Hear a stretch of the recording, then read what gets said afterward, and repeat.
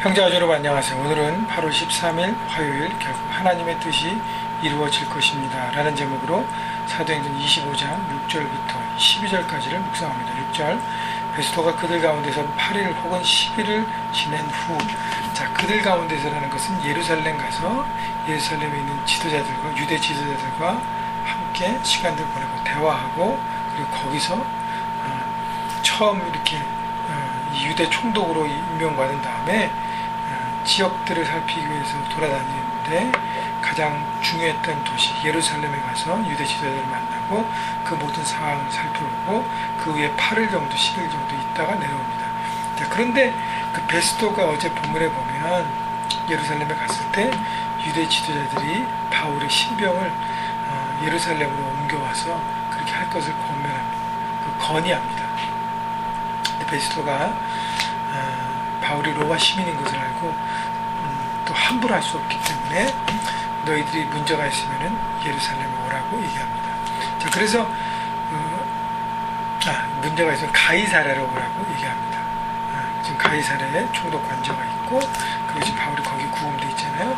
그래서 가이사랴에서 재판을 한다는 것이죠. 그래서 베스토 얘기대로 이제 베스토가 가이사랴에 다시 내려갔을 때 이튿날 재판절에 갖고 바울을 데우려 명하니 7절 그가 나오매 예루살렘에서 내려온 유대인들이 둘러서서 여러가지 중대한 사건으로 고발하되 능히 증거를 대지 못한지라. 자, 베스토의 얘기대로 가이사랴에 유대 지도자들이 와서 재판을 다시 열고 이 바울의 케이스를 다시 한번 신문합니다. 자, 그런데 중요한 것은 뭐냐면 고소했던 유대 지도자들이 이 사건을 중대하게 고발했다고 했어요. 정말 살인죄처럼 그들의 민족을 혼란시키고 여러 가지 말로 사람들의 마음을 혼란하고 자기들의 율법을 거부하고 뭐 여러 가지 일들로 합니다. 근데 중요한 것은 능히 증거를 대지 못한다. 여러분, 재판을 하는데요, 어떤 신문을 하고 어떤 그 죄의 어떤 결과를 내놓는데 증거가 없다. 여러분, 증거 없는 신문, 증거 없는 스테이먼은 아무 소용이 없습니다. 반드시 증거가 확보되고 증인이 확보되거나 증거가 확보되어야 이것이 인정될 수 있습니다. 그러나 여러분 보시죠. 유대에서 온 지도자들은 많은 이야기를 했지만 하나도 증거를 댈 수가 없고, 그래서 이 이야기들이 부부가 될 수 없다고 얘기하고 있는 것입니다. 자, 그렇기 때문에 얼마나 이 유대 지도자들이 억지로 감정적으로 바울에게 생겼던 루머를 가지고 바울을 인신공격하는지를 우리가 볼 수 있는 것이죠. 8절 바울이 변명하여 이르되 유대인의 율법이나 성전이나 가이사에게나 내가 도무지 죄를 범하지 아니하였노라. 바울은 자기 자신이 오히려 유대인을 맞춰서 결례를 행하고 그들의 율법을, 자기도 유대인이니까 율법을 따르고 했고, 성전에서 유대인의 율법에 따라서 결례에 따라서 행했고, 그 다음에 로마 시민으로서 가이사의 법을 지키면서 행했기 때문에 나는 유대인 쪽이나 로마 시민으로서나 어떤 죄악도 이렇게 재판을 당할 만한 죄를 범하지 않았다고 고백하고 있는 것입니다. 9절 베스토가 유대인의 마음을 얻고자 하여 바울들로부터 내가 예루살렘에 올라가서 이 사건에 내 앞에서 신문을 받으려 하느냐. 베스토는요, 뚱딴지 같은 말을 하죠. 벨레스 총독이 돈을 밝히고 바울로부터 뇌물을 받을까 해서 2년이니까 끌어왔잖아요. 그리고 유대인의 어떤 그 환심을 살기 위해서 계속 끌어왔는데 베스토도 마찬가지입니다.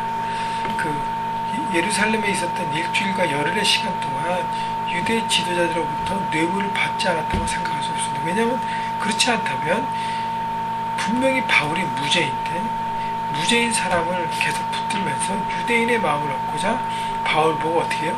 예루살렘으로 가서 재판을 받지 않겠냐. 말이 안 되잖아요. 가이사랴에서도 재판이 케이스가 됐고, 이미 그 예루살렘에서 안 온 것들은 예루살렘은 이미 재판을 경험을 통해서 천부장을 통해서 했고 무죄이기 때문에 천부장 일로 보냈는데 또 다시 간다는 것은 어떤 꿍꿍이가 있다는 것은 바울은 간파하고 있습니다. 여러분, 지도자가 정의에 대해서 따라가지 않고 불의를 거짓으로 추구하고 이익을 포기하지 않는다면 그는 올바른 지도자가 될 수 없습니다. 베스토도 벨렉스처럼 용기 없는 지도자였어요. 그것이 맞다면, 그것이 의롭다면 다른 사람들의 잘못된 생각을 바꿔서라도 일을 추진하는 것이 리더의 몫이고 재판장의 몫입니다. 재판장은 피고가 죄가 없다면 무죄를 선언하고 석방해야 되는 것입니다. 근데 많은 압력과 뇌물과 이런 게 있다고 흔들린다는 것이죠. 자, 그것을 보면서 우리가 이제 영향력 있는 자리에 세상에 올라갈 때 과연 우리는 어떻게 될 것인가? 의를 따르는 것인가? 아니면 사람들의 마음을 살려고 의를 포기할 것인가? 여러분, 의를 포기하는 순간 우리는 하나님의 크리스천으로서, 하나님의 사람으로서 포기하는 것입니다. 10절, 바울이 이르되 내가 가이사의 재판자리 앞에 섰으니 마땅히 거기서 신문을 받을 것이라. 당신도 잘 아시는 바와 같이 내가 유대인들에게 불의를 행한 일이 없나이다. 만일 내가 불의를 행하여 무슨 죽을 죄를 지었으면 죽기를 사용하지 아니할 것이나, 만일 이 사람들이 나를 고발하는 것이 다 사실이 아니면 아무도 나를 그들에게 내줄 수 없나이다. 내가 가이사에게 상소하노라. 나는 불의한 일을 한 적이 없고 나는 죄를 지은 적이 없습니다. 그러니까 무슨 죽을 죄를 그들이 말하는 것처럼 율법을 파하고 민족들을 요동시키고 혼란케 하는 그런 중죄인이 아니라고 얘기하는 것이죠. 만약 내가 그렇다면 내가 죽기를 사용하지 않겠다고 담대하게 얘기합니다. 왜냐하면 바울은 무지하기 때문에 당당합니다. 오히려 유대인들 율법을 따르고 최선을 다해서 하고 했던 비본질적인 것임에도 불구하고 자신을 내놓고 최선을 다했던 떳떳한 사람이었기 때문에 담대하게 얘기할 수 있습니다. 여러분, 우리가 세상을 이길 수 있는 길은 세상에서 떳떳할 수 있는, 그래서 의를 택하고 용기를 택하며 불의로서 비겁하지 않고 용기로서 의를 택하면서 많은 사람들 앞에서 정직하게 의롭게 설 때 우리는 당당해질 수 있는 것입니다. 여러분, 뒤에서 속이면서 거짓으로 당당할 수가 없습니다. 여러분, 세상에 당당하려면 의를 택해야 된다는 거 잊지 마시고요. 그래서 바울은 내가 가이사에게 상소하노라 하는데 가이사에게 상소를 호소합니다. 영어 성경에 보면요, I appeal to 카이사라고 얘기합니다. 12절, 베스토가 배석자들과 상의하고 이르되 내가 가이사에게 상소하였으니 가이사에게 갈 것이냐 하니, 가이사에게 상소한다는 것은 당시의 로마 시민의 권리입니다. 라이시예요.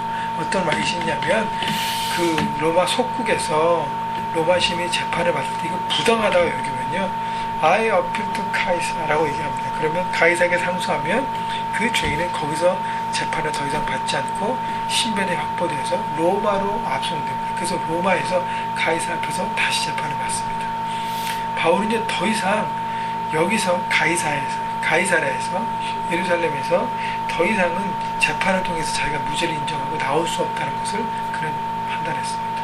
왜냐하면 로마 총독과 로마 지도자들이 예루살렘을 중심으로 유대를 다스리면서 관할하면서 유대인 지도자들의 눈치를 보고 있다는 얘기예요. 왜냐하면 그들로 통한 막대한 뇌물과 이런 것 때문에 또 편하게 거기서 자기의 지도자로서의 행사를 하려고, 그래서 가이사에게 호소합니다.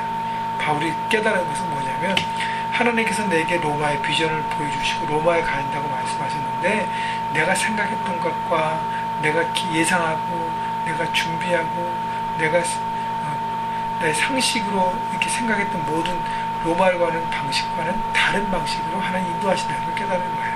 그래서 지금 다시 돌아보면요, 예루살렘에 있는 유대 지도자들이 또 그 중에서 일부가요 굉장히 살게 등등합니다. 그래서 이렇게 바울을 가이사라는 이 로마의 군대에서만 벗어나면 죽이려고 여러 가지 음모를 세웁니다. 만약에